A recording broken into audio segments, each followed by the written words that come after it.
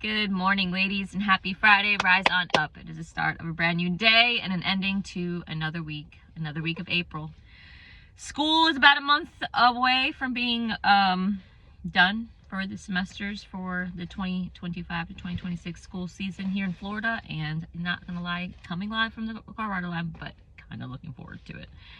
I'm burnt out. Definitely burnt out, and the year hasn't even ended. It has definitely been a whirlwind ride since Christmas, and just feel a little tired, but I'm gonna show up for myself today. Hopefully you've shown up for yourself today, and if you haven't, now's the time, because you have breath. Every time I say it, even to myself, we have life. We were gifted. Not everybody gets to see the following day, so we're gonna do something about it today. Now, we're going to be talking about Isaiah, chapter 62, Assurance of Zion's Salvation. And verse 1 goes like this. For Zion's sake I will not hold my peace, and for Jerusalem's sake I will not rest, until her righteousness goes forth as brightness, and her salvation as a lamp that burns. The Gentiles shall see your righteousness, and all kings your glory. You shall be called by a new name, which the mouth of the Lord will name. You shall also be a crown of glory in the hand of the Lord, and a royal diadem in the hand of your God. You shall no longer be termed forsaken, nor shall your land any more be termed desolate. But you shall be called Hephzibah, and your land Beulah. Beulah? Don't quote me on that. For the Lord delights in you, and your land shall be married. Verse 5, for as a young man marries a virgin, so shall your sons marry you. And as the bridegroom rejoices over the bride, so shall your God rejoice over you. I have set watchmen on your walls, O Jerusalem. They shall never hold their peace, day or night. You who make mention of the Lord, do not keep silent, and give him no rest till he establishes, and he makes Jerusalem a praise in the earth. The Lord has sworn by his right hand, and by the arm of his strength. Surely I will no longer give your grain as food for your enemies, and the sons of the foreigner shall not drink your new wine, for which you have labored. Verse 9, but those who have gathered it shall eat it, and praise the Lord. Those who have brought it together shall drink it in my holy courts. Go through the gates, prepare the way for the people. Build up the highway, take out the stones, lift up a banner for the peoples. Indeed, the Lord is proclaimed to the end of the world. Say to the daughter of Zion, surely your salvation is coming. Behold, his reward is with him, and his work before him. And last verse 12, and they shall call them the holy people, the redeemed of the Lord. And you shall be called sought out, a city not forsaken. Short chapter, but some context behind it. It says that the Lord would rejoice over his people as a bridegroom rejoices over his bride. The Lord would change their name, signifying that his people belong to him. A play on the words in the Hebrew illustrates a change of character through the change of the name.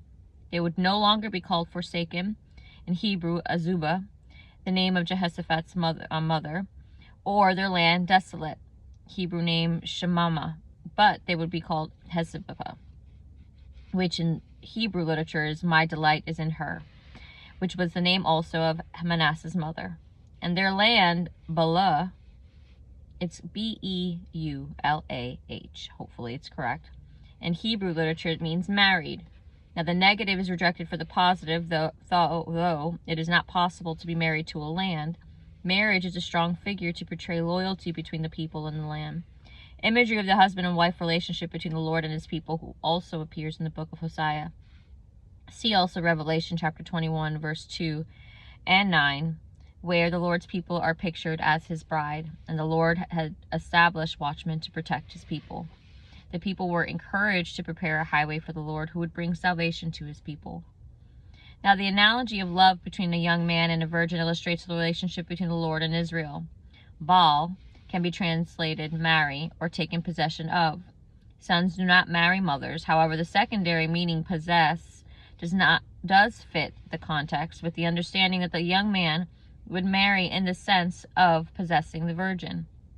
Israel would then no longer be desolate or abandoned, but possessed and filled by her spiritual sons. The Lord would rejoice in Zion, just as a bridegroom would rejoice in his bride. And that is all for today's Bible study, ladies. We have a few more chapters left of Isaiah, and which I am going to make it my mission because I want to finish this Bible this year. I got to. We've been on it for 2 years, and I want to finish the rest because stuff's been getting real up in the world. And I don't personally I listen to whatever comes on Reels, or depending on what it is, of course, clearly, when it comes to people preaching or speaking. But I don't necessarily listen to everybody because I don't know them in their natural element, right? A lot of us can use it, and some of us, you know, can lean in and almost what's the word, a sense of idolatry to a certain whether it be pastors, preachers, guest speakers, things like that. Loving them and liking them is great, and listening to something, but make sure you know the word, because sometimes they can deceive you. You got to be careful. You got to have your eyes open, so that way you know how to steward yourself as well. But that's it. That's all. We're going to do the day. We're going to get the day going. School's about to start, and I have to get stuff done at the office, but it's going to be a blessed day. I hope you have an amazing weekend. If you need prayer, please leave a message down below. If not, send me a private message on Instagram, Facebook, and I would love to pray for you. If not, stay blessed, stay encouraged, and talk to you next week.